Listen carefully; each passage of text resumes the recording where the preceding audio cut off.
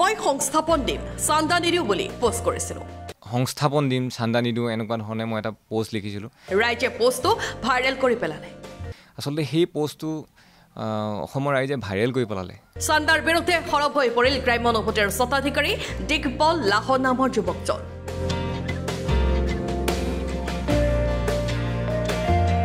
অসমীয়া যুৱকজনে গ্ৰাম্য অনুভূতিৰ নামেৰে পৰ্যটন প্ৰতিষ্ঠান আৰম্ভ কৰি চৰ্চিত হৈ পৰিছে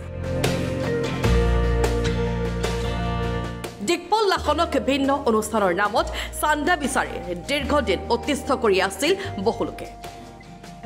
এনেকুৱা ধৰণে আমাক চান্দা তুলিছে যে এখন আমাৰ জাতীয় যিখন গামোচা সেই গামোচাখন প্ৰথমে পিন্ধাই লোৱাৰ পিছত পিন্ধাই থাকোঁতেও উল্লেখ কৰে যে এখন কিন্তু বোৱা গামোচা দিছোঁ দেই আপোনাক বোৱা গামোচাখনে দিছোঁ এতিয়া আপুনি গ্ৰাম্যানুভূতি নামত আমাক প্ৰথম পুৰস্কাৰটো আমি ধৰি থৈছোঁ আৰু প্ৰথম পুৰস্কাৰটো আপুনি আগবঢ়াব বুলি আমি আশা ৰাখিলোঁ এনেধৰণে আমি প্ৰত্যেক দিনাখনে কিমান যে মানে চান্দাৰ সন্মুখীন হৈছোঁ নহয় আৰু কথাটো আচলতে এই কথাটো অকল মোৰ লগতে জড়িত হৈ থকা নাই আজি যদি অসমীয়া এজন যুৱতীয়ে কিবা এটা কাম কৰিবলৈ আৰম্ভ কৰে তেখেতক মানে এই আৰম্ভ হৈ গ'ল আৰু এই এনেধৰণৰ মানে প্ৰত্যেকেই সন্মুখীন হয় আজি মোৰ এজন সহপাঠী মোৰ এজন বন্ধু তেখেতে ৰিচেণ্টলি এটা অনুষ্ঠান আৰম্ভ কৰিছে তেখেতে মোক কালি কানুমোৱা হৈ পেলাই ফোন কৰিছে যে মই অনুষ্ঠানটো আৰম্ভ কৰাৰ পৰা এসপ্তাহ হৈছে আজি 50,000 টকা মই ডনেশ্যনৰ হেৰি আহিছে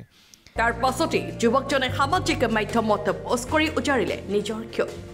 এটা অনুষ্ঠান আমি কেনেধৰণে এতিয়া আমাক এণ্টাৰপ্ৰিনিয়ৰশ্বিপ লাগে নে আমাক অনুষ্ঠান লাগে নে আমাক মানে সংস্কৃতি লাগে সকলোৱে লাগিব কিন্তু কথাটো হ'ল অতিৰিক্ত সকলোৱে বেয়া আমি অনুষ্ঠান এটা লাগে এটা অনুষ্ঠান এটা হ'লেই তাৰ স্থায়িত্ব আৰু স্বকীয়তা থাকে যদি অলিয়ে গলিয়ে অনুষ্ঠান কৰিবলৈ হয় তেতিয়াহ'লে সাধাৰণ ৰাইজসকলৰ কি অৱস্থা হ'ব আজি অনা অসমীয়া ওচৰতেই গ'ল যেনিবা তেওঁতো সেই চান্দাৰ বিনিময়ততো তেওঁলোকে বজাৰৰ সামগ্ৰী দৰদাম বঢ়াব সেইখিনি প্ৰভাৱ কাৰ পৰিব আমাৰ ওচৰতে পৰিব সেই প্ৰতিযোগিতা আমাৰ এণ্টাৰপ্ৰিনিয়ৰশ্বিপৰ ওচৰত কিয় নহয় আজি বাহিৰৰ বণীসকলে ইয়াত ইনভেষ্টমেণ্ট কৰিব গৈ আছে সেই ইনভেষ্টমেণ্টত যদি আমাৰ স্কিল লেবাৰ নাপায় তেতিয়াহ'লে ন' ডাউট বাহিৰৰ পৰা স্কিল লেবাৰ আনিব সেই স্কিল ডেভেলপমেণ্ট সেইবোৰ কিয় নাই অনুষ্ঠানবোৰ কিয় নাই অকল জাতীয় অনুষ্ঠান খুলি আমি জাতিটো কেনেধৰণে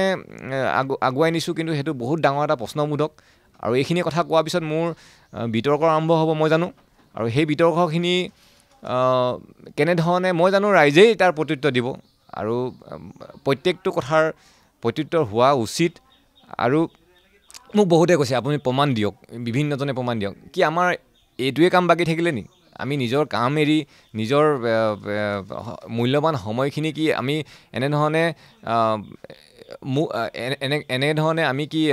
কাজিয়া লিপ্ত হ'বলৈ যাম নেকি কথাটো হ'ল যোনে জানিছেই মই কথাখিনি উল্লেখ কৰোঁতে নিজে বুজিব আজি লখিমপুৰত অনুষ্ঠান হোৱা নাই গোলাঘাটত অনুষ্ঠান হৈছে গোলাঘাটৰ অনুষ্ঠানৰ কাৰণেও ইয়াত মানে চান্দা বিচাৰি আহিছে এনেকুৱা ধৰণৰ মানে উদাহৰণ আছে এই ভিডিঅ'টোৰ কমেণ্টখিনিৰ তলত আপুনি প্ৰত্যেকজন ব্যক্তিয়ে যিখিনি ক্ষোভৰ বহিঃপ্ৰকাশ ঘটিব সেইখিনি চায়ে অনুভৱ কৰিব কিন্তু তাতে দুজনমান ব্যক্তি ওলাব যি তাৰ বিপক্ষেও ক'ব সেইটো আপোনালোকে সকলো মানুহ স্মাৰ্ট তাকে সেইখিনি কথাই মই ক'লোঁ আৰু যদি কিবা ভুল কৰিছোঁ দুখ দাই নধৰিব আৰু ব্যুৰ' ৰিপৰ্ট লখিমপুৰ টুডে